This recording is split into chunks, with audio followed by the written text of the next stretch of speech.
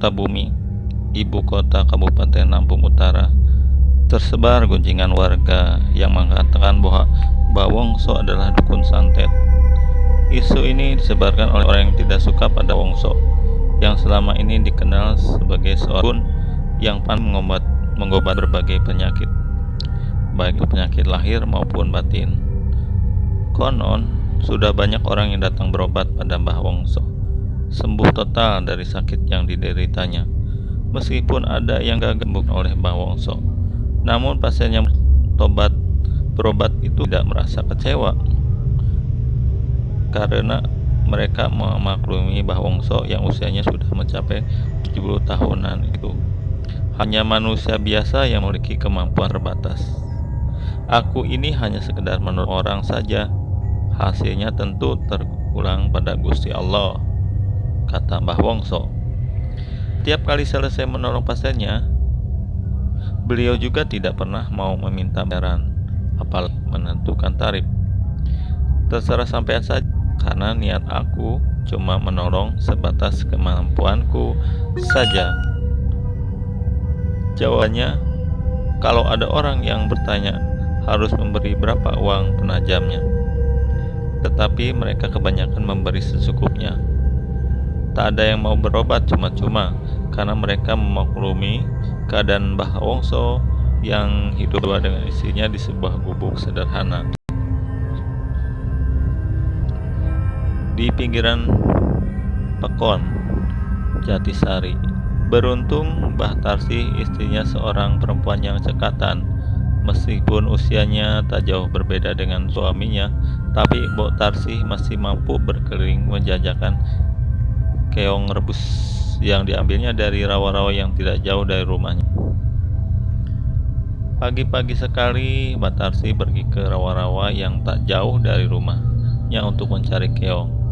Setelah berkumpul cukup banyak, lalu dicuci dan direbus. Setelah matang, dibungkus dengan daun pisang dan dijajakannya berkeliling kampung. Sedangkan Mbah Wongso sendiri sudah tidak mampu lagi untuk bekerja keras, karena penglihatannya sudah tidak normal lagi. Beruntung dia memiliki keahlian sebagai dukun warisan dari orang tuanya dulu. Keahliannya itu bisa menutupi kebutuhan hidupnya sehari-hari. Tetapi belakangan ini penghasilannya Mbah Wongso sebagai dukun berkurang gratis, karena tidak ada lagi yang mau datang berobat padanya. Penyebabnya tidak lain karena isu yang disebarkan oleh oknum yang mengatakan kalau Mbah Wongso adalah dukun santet. Isu itu menimbulkan pro kontra warga Pekon Jatisari. Ada sebagian yang termakan isu tersebut berniat mendatangi gubuk Mbah Wongso.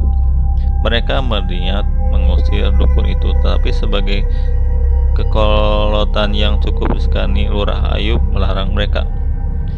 Aku harap kalian jangan suudzon dulu sebelum membuktikan dengan mata kepala sendiri apa benar Mbah Wongso itu dukun santet. Apa kalian sudah melihat korbannya? Tanya Lurah Ayub. Kami memang belum bisa membuktikannya, tapi situ sudah mengotori kampung kita, jawab seorang warga. Kalau soal itu aku yang bertanggung jawab, karena akulah pemong di Pekon ini. Kalian tenang saja, jawab Lurah Ayub. Mbah Wongso sebenarnya mengetahui tuduhan yang ditujukan pada dirinya itu. Wislah ojo diladeni, ujar Mbah Wongso setiap ada tetangga yang menanyakan perihal isu tersebut. Tetapi Pak Ne, tuduhan itu keji sekali, kata Pak Sih. Mbah Wongso tersenyum. Dia memaklumi perasaan istrinya itu. Sebagai orang yang sudah banyak makan asam garam, kehidupan Mbah Wongso itu benar. Kalau apa yang terjadi pada dirinya saat itu merupakan cobaan baginya. Dulu waktu masih tinggal di dia juga mengalami hal serupa. Malam itu saat pulang dari rumah seorang pasien, di perjalanan dihadang oleh dua orang berpakaian hitam-hitam.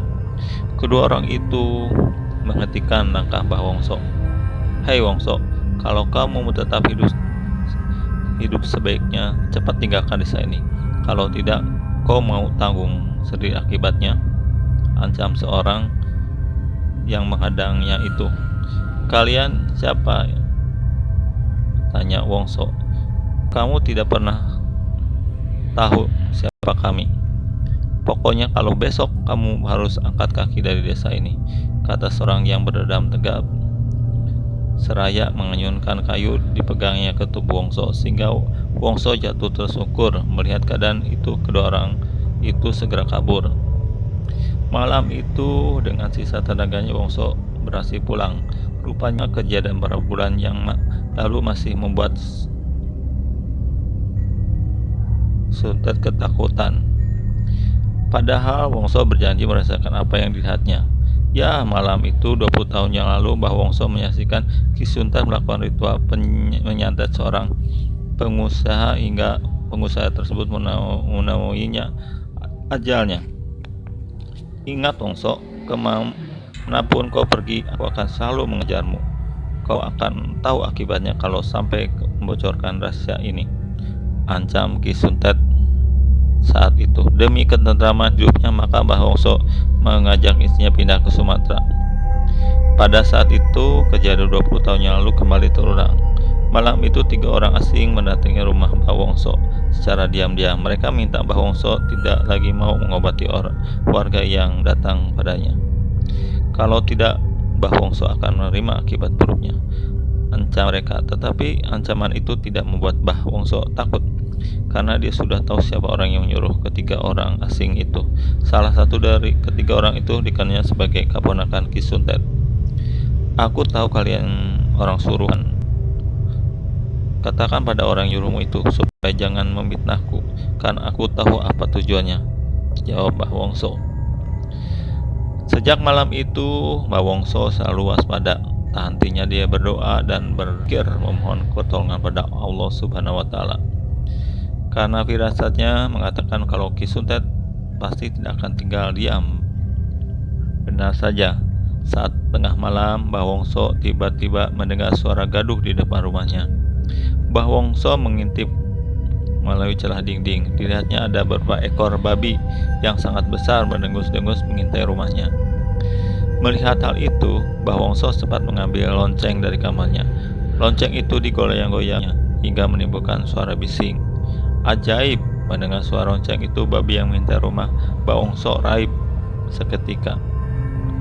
Kejadian itu terus berulang, tetapi Mbah Wongso sama sekali tidak gentar, karena dia tahu kalau babi itu adalah jadi-jadian yang sengaja dikirim Ki Suntet untuk menerornya.